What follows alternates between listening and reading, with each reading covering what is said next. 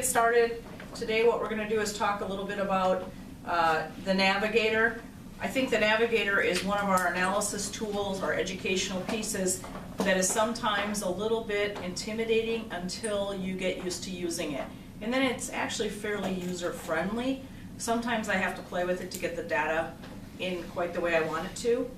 But it's a great tool once you get to use it, and it's a great way of coming back after the fact finder with some presentation materials as well. So you just go under Sales and Marketing and go to the Navigator tab, and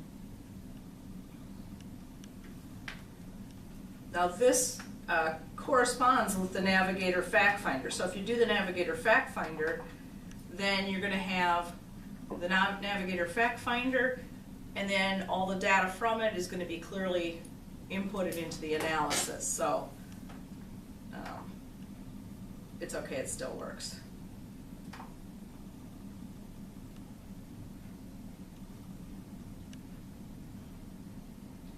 So when you do your Navigator Fact Finder, there's going to be yellow spots and blue spots on that Fact Finder. So that is your second meeting. You've gathered the budget, all the insurance and investments that they have, and you're sitting down to put everything into the Fact Finder. I do that Fact Finder even if it's a data sale, because then later it's in the folder, and if I want to come back and expand upon it for a planning trail, I have it all started. So the Navigator Fact Finder, the yellow questions are for feeling and emotion. That gets you the relationship with the client and to the full understanding of what their hopes and goals are. But the blue questions are the things that you need to put into this tool in order to come back with an output. So lots of ways to use this. So let's start off with the first thing first. You have to go in and go under Tools and go to company information. You've got to enter all this, and I noticed yesterday mine was wrong. So you got to set up your, I think I was probably showing somebody and I goofed mine up. Anyway, you have to enter all of this and save it. And that way it'll show up on the presentation, and I'll show you in a little bit. So there's a lot of different things here, and that's where it gets intimidating. But if you look under Search, this is a great way to learn things. So the first way you can use the profile Navigator is to just send an educational piece. I just had someone talk about key man or key person life insurance, and they wanted to know how that worked. So I came to here because I wanted to give them a deliverable, and I just put in key and I push search. I usually put as few words in as I can, and what came up here? Key employee, key man disability, key people, key employee insurance. Click that, just click right on it, and it comes over here. Now I can save that as a PDF, or I can save it as to print it, or I can just save it under the client's name, and I can just print it right now from here. So there's lots of different ways. Usually I save it to a PDF if I'm emailing it, and if I'm going to go ahead and snail mail it out like regular postage mail or deliver it to them in person, I print it. And I think that's a little bit better way because a lot of our stuff encrypts when you email it, and it gets frustrating for the client. So anything you want to search, just put it in here and you'll have it. It's a great way for two things: educate your client and educate yourself, because the one thing I find is sometimes, there's a never-ending learning curve in this business. You can learn for 10 years and you can still have somebody tell you, oh, I have convertible bonds. You're like, well, I remember convertible bonds from studying for my test, but I couldn't really tell you how they work and what the tax consequences are or whatever. But then you just come down here and you click in, and before you go to your meeting, and you put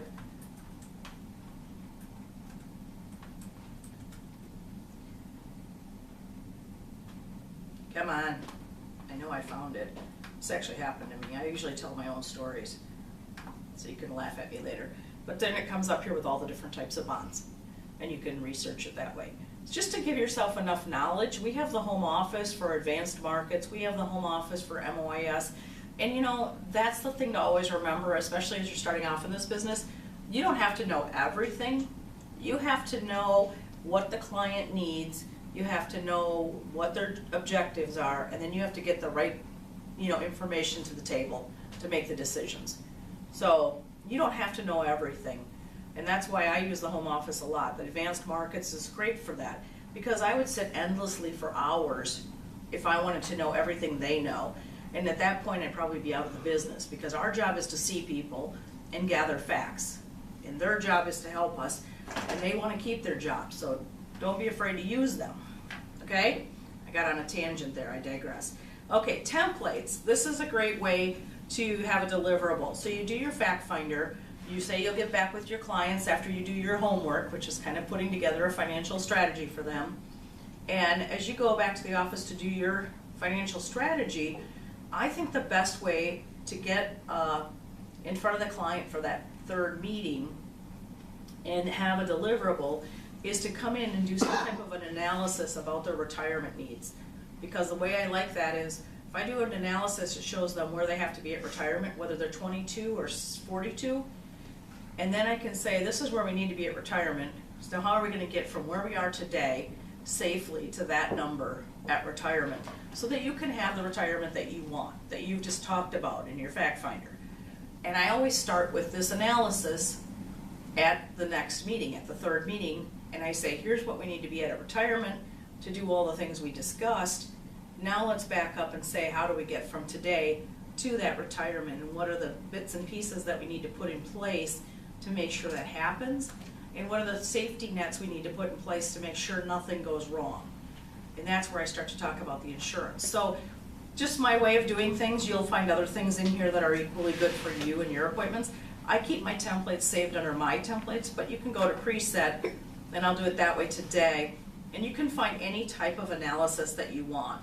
You can do a term versus permanent insurance. You can do an IRA versus a Roth. You can do all of these things. But I typically use this one right here.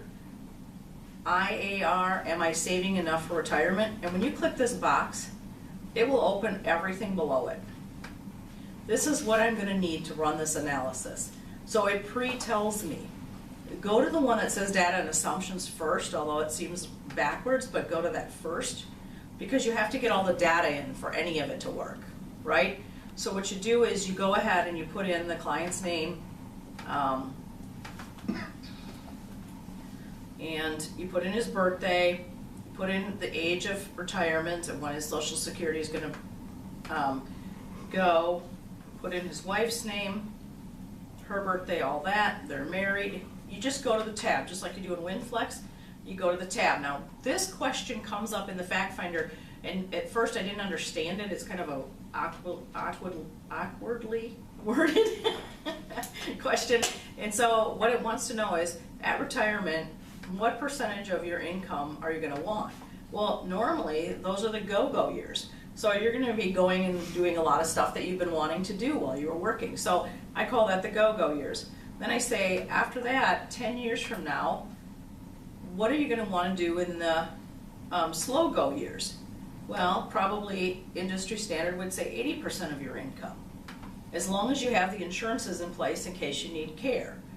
And then after that, the next 10 years, so 20 years after your retirement, you're going to probably want about 70%, because those are the no-go years, but you probably have some medical bills to pay. That's my standard. I ask the client, because you'll have clients who have totally different standards. And if they're not taking long-term care, then you do have to worry about that second 10 years being in some type of assisted living or something like that, and paying those bills at $70,000 a year, which is a huge blow to that retirement strategy. Okay, annual. So you put in, say, let's just say he makes $60,000 and she makes $80,000. You know, and I know some of you have seen this before, but like the third time you see it, it clicks. So here you want to put in user input and then look it up on ssa.gov. And the best thing to do there is, so if somebody's making 66, they're going to probably make about $1,000 a month. The client making 80 is probably going to make about $1,300. I know those just because I've looked up enough of them. It's not exact. But if you go to ssa.gov while your client's with you, it'll ask certain questions like their mother's maiden name, their maiden name, birthdays, last year's income. After it asks all those questions, it will spit out an estimate of their retirement Social Security. And it'll show what they'll get at 62, 66, and 70. And that has been a valuable takeaway for a lot of my clients over 40. They love to see what that's going to be. And then they want it plugged into their program so that they know how that's going to pan out with their retirement dollars. So again, I'm starting at the end to show them where we need to be. That's the big picture. And then I'm bringing it back to the details today. So I always go right here, capital. Probably they have a balance in a 401k, you know, maybe they have some monthly contributions, maybe they don't. I doubt they increase it by 4%, so I usually put in 2. Rate of return, I put in 4. Most people aren't getting more than that. The S&P 500 made 6% in the last 10 years. It's been a rough 10 years, so you can't put in pie in the sky formulas here. Let's just say she has $250,000. I'm giving Susan a lot of benefit of the doubt. She puts 100 in, her company matches 50. She's going to have an annual increasing of 2, return of 4. Now if there's something else in here, let's just say they have a savings account, I can put that in. Make sure you update the assumptions. I never go with 90. I figure somebody's going to die before 90, so I just put it down to 84. Inflation rate has not been 4%, it's been about 2. So I put 2 here, here, here. Rate of return in retirement, they say 3% is safe, 4% is with a decent strategy, and 5% is ideal if you have the ideal strategy. So I'll put 4. Maybe they don't use me.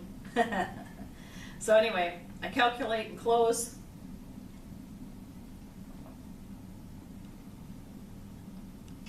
And then it comes up. And when it comes up, it's going to just come up with this data. But I want to check out one thing before I move forward. And the easiest way to do that, move this out of my way, is to go to a full screen. So as I go in here, I want to see how that Social Security came out, because it sometimes comes out a little funky. So, assets, retirement, Social Security. Okay, it came out just right. So, I'm going to go back down. And I'm going to go ahead and push. Now I'd like to see the whole thing. This right here will take this screen out of my way. And if I ever want it back, it's down here. I can pull it back up. So now I've pushed it. All of these reports are going to come with that data that I just said. And all I have to do is push presentation. And that's going to come up, and it's going to ask me for some information. So I'm going to put, you know, all of their information in here to make it look really professional. But I'm not going to today. I'm going to spell Scott's name wrong. And I'm going to push preview.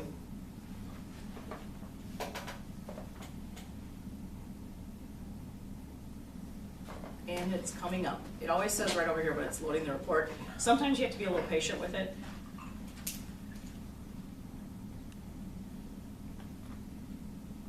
Okay, so now we have the report, and it would look a lot more professional if I had put all the information in, but I'm going to just show you right now. So that's where my name came in. Their stuff would be right here. Looks really nice. It has a little table of contents. And then it goes through what the goals were to be accomplished. And I went ahead and write those in under the goals.